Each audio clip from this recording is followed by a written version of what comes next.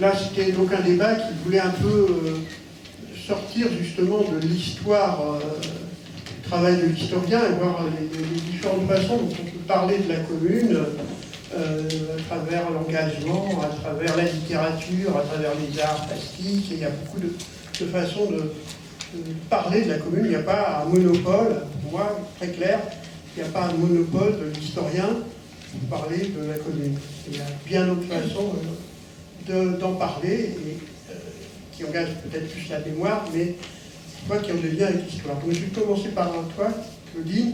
Je tutoierai tous les intervenants parce qu'à vrai dire, je les connais tous. Je ne vais pas dissimuler des choses. Donc Claudine, je voulais te demander de réagir un peu à mon ouvrage, toi qui a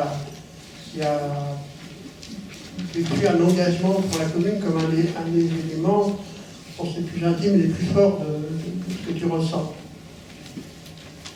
L'histoire de la commune, moi j'y ai consacré 30 ans de ma vie, puisque j'ai été 30 ans membre de cette association, que j'y ai assumé beaucoup de responsabilités et que je continue à avoir beaucoup d'intérêt, même si j'ai plus autant mon ardeur et d'énergie pour y travailler. Mais je vois qu'il y a beaucoup de relèves qui vont permettre de faire face à tout ce qui se présente. Et je crois que l'ouvrage de notre ami est considérable aussi en cela, c'est qu'il a amassé une quantité de choses qui vont nous permettre de débattre, qui vont nous permettre d'améliorer notre travail de militants quotidien. Je pense que ce n'est pas les historiens qui font l'histoire, hein, ils l'écrivent seulement. Ce sont les peuples qui font l'histoire, il faut quand même le rappeler. Mais il nous faut aussi des historiens qui savent donner dans leur récit leur place au peuple. Et on n'en a pas beaucoup, voyez-vous. Malgré tout ce qu'on a connu dans la littérature sur la commune, souvent cet aspect-là est occulté parce qu'on parle des grandes lignes, des grands projets, des grandes idées des communards, ce qui est très intéressant. Nous avons dans notre bibliothèque, vous le savez pour la plupart, puisqu'il y a ce soir beaucoup de membres de notre association, nous avons une magnifique bibliothèque où il y a plus de 800 ouvrages sur la commune. Et ça prouve qu'on a déjà beaucoup de matière à réflexion, beaucoup de matière à travailler. Là, c'est une forme un petit peu originale qui ne m'a pas étonnée en voyant l'ouvrage de Jean-Louis. Parce que quand il avait écrit l'histoire du 14e arrondissement, c'était cette forme d'écriture qui m'avait la première fois étonnée. On parle des petites, entre guillemets, des petites gens, pour ne pas dire le peuple d'en bas qui est utilisé d'une façon méprisante, parce que la pyramide, à mon avis, en bas, c'est la masse, et c'est eux qui font ces moments d'histoire, et c'est eux qui ont écrit l'histoire de la commune. Et avoir un historien qui puisse s'appuyer sur le quotidien, sur les faits de tous les jours, pour démontrer ce qu'a été ce moment de l'histoire. Je ne dis pas période, parce que à mon avis, une période, elle a un commencement et une fin, et je ne crois pas que ce soit le cas de la commune. La page n'est pas tournée, la page de la semaine sanglante a écrasé la commune, mais elle n'a pas terminé ce moment de l'histoire. Et je trouve que c'est important parce que c'est aussi ce que j'ai ressenti dans cet ouvrage, copieux certes, je l'ai lu pour ma part avec un crayon à la main et j'ai annoté toutes les pages. Il me servira dans mon travail de militante. La seule chose que je puisse regretter, mais ayant été avec Jean-Louis co-président, nous avons dirigé l'association une bonne dizaine d'années ensemble. Dommage que, pour ma part, on ne l'ait pas eu plus tôt, parce qu'effectivement, ça va permettre beaucoup de choses. Je pense que sur certains des chapitres, on peut puiser matière à réflexion, peut-être un peu plus globale même, pour aborder un thème, un sujet. Si je me souviens des chapitres sur lesquels j'ai vraiment flashé, pour ma part, c'est sur la justice, comment les communards ont abordé cette question, mais aussi sur le travail. Je crois qu'il y a là une réflexion nouvelle qui explique comment ces communards qui ont permis un ouvrage de tant de signes et de tant de pages, alors que c'est un événement qui n'a duré que 72 jours, 73 si on compte le dimanche où il y avait encore le drapeau rouge sur le château de Vincennes. Mais ce court moment, il a suscité un travail de cette nature, ça donne à réfléchir. Et je pense que c'est la première remarque que je ferai, c'est sur l'importance de ce travail, qui est un rassembleur de l'histoire, rassembleur du détail, rassembleur de comment se produit un événement et comment le peuple s'empare de questions concrètes et le fait avancer. Moi, j'ai retrouvé tout ça dans cet ouvrage et je trouve que c'est intéressant de le prendre comme ça. C'est le peuple qui a fait l'histoire, toujours, et là, c'est cette histoire-là qui est racontée, non pas comme dans les livres scolaires, à partir des généraux, à partir des rois, à partir des empereurs. C'est le peuple qui a fait aussi cette révolution dont on parle aujourd'hui. La deuxième remarque, c'est que cet ouvrage si copieux, si long à lire, puisque j'avoue que j'y ai mis du temps, et vous aussi sans doute, je pense, pour en tirer vraiment la sève, cet ouvrage éclaire.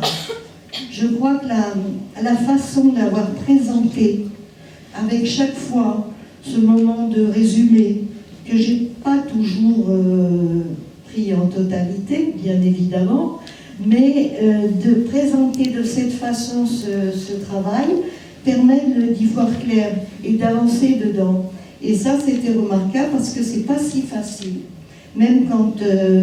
alors, je sais, je ne suis pas une intellectuelle, mon ami Jean-Pierre l'a dit, je ne suis pas une historienne, mais je pense qu'il faut arriver à lire ce qui constitue l'histoire, c'est-à-dire cette vie de tous les jours. Et ça, Jean-Louis l'a parfaitement fait dans cet ouvrage par le détail. Une autre remarque, c'est que c'est pas du tout présenté, c'est pas du tout conçu comme un ouvrage manichéen, comme on a connu autrefois sur l'histoire de la commune, bien évidemment, c'était des engagements. Et ce texte-là, ce long texte, nous donne le pour et le contre.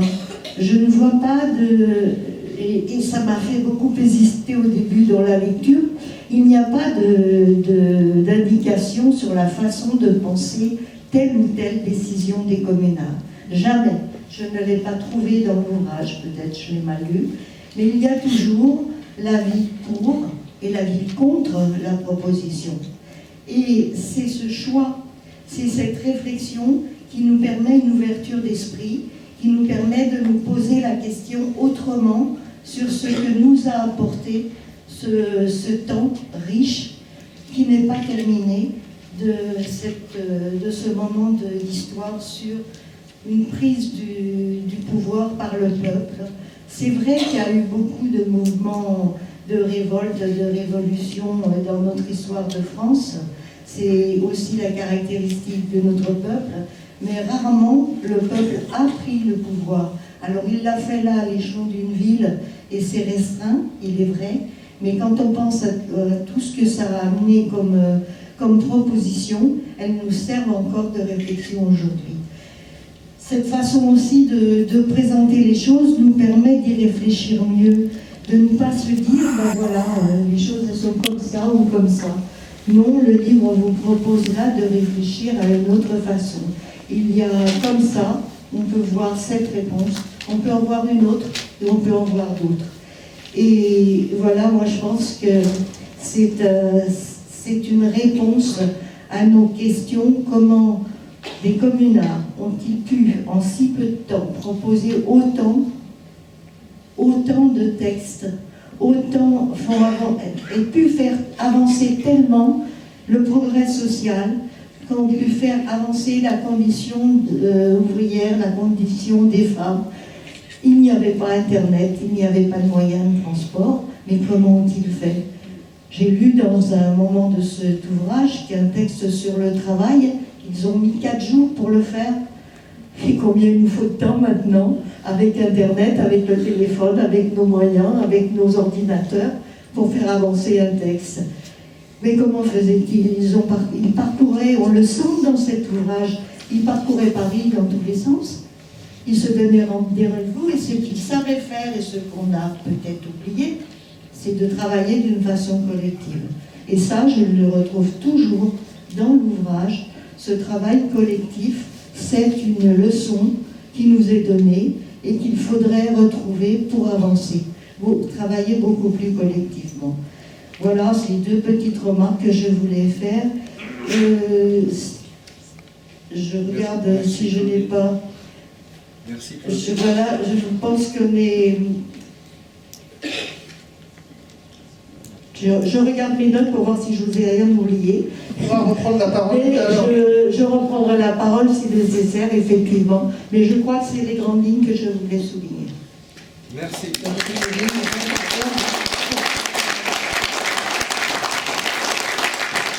Merci beaucoup. Alors, une autre approche, donc là, qui n'est pas directement engagée, même si, bien sûr, il y a toujours un engagement dans les choix qu'on fait.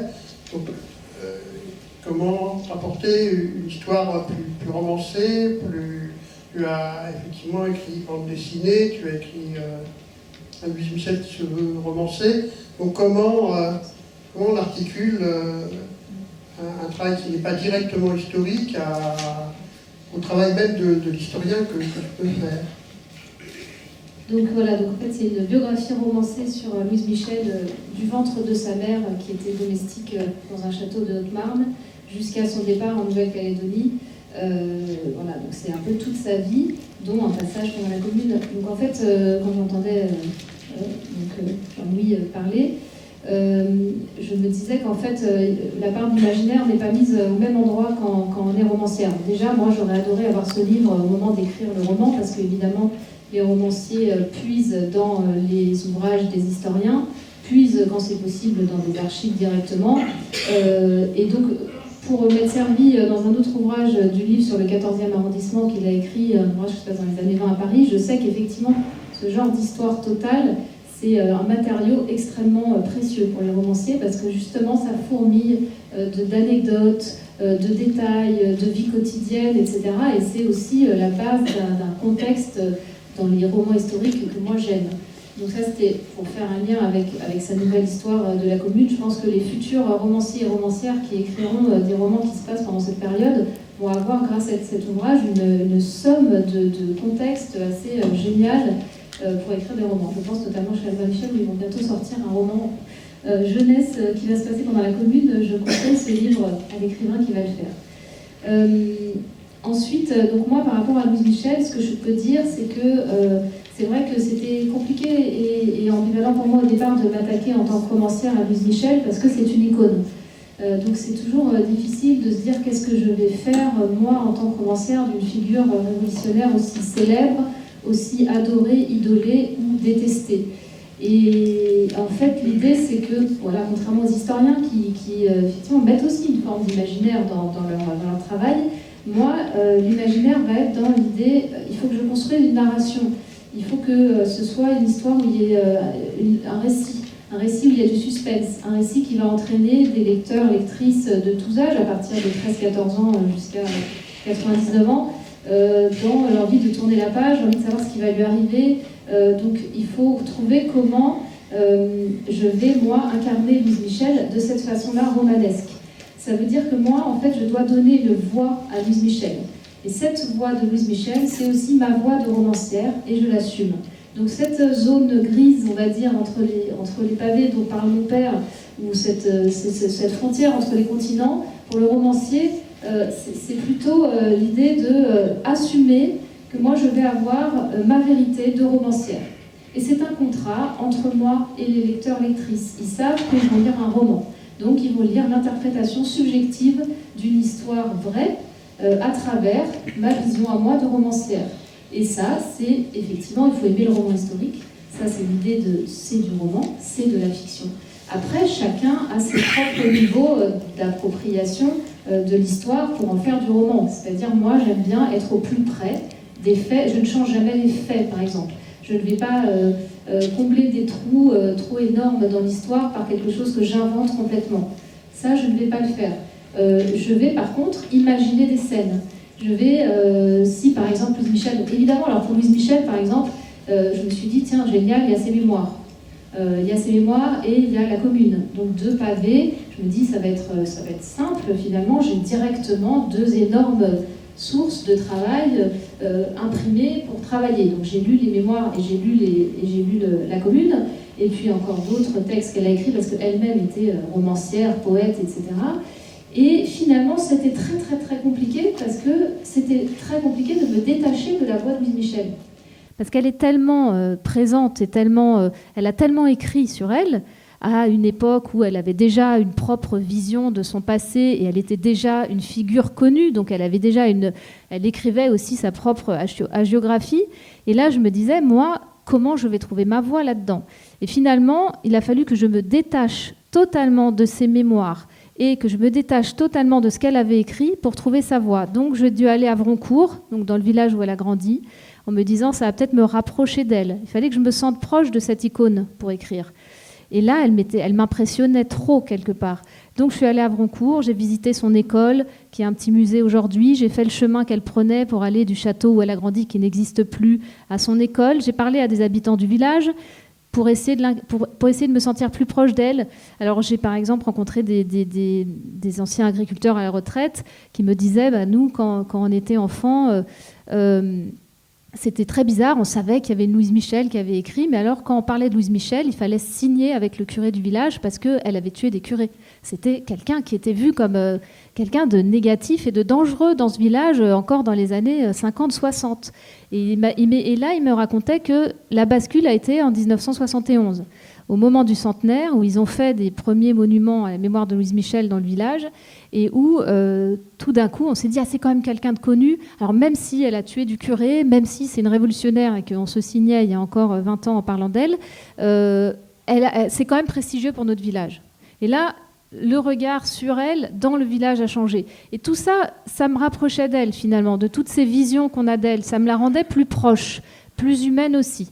Après, j'ai dû, pour vous montrer un peu comment travaille un romancier qui va écrire sur quelqu'un, sur un roman biographique, après, j'ai lu les romans du 19e, en me disant j'ai besoin d'incarner cette époque. C'est-à-dire que ça ne suffit pas de lire juste quelque chose, voilà, un livre d'historien.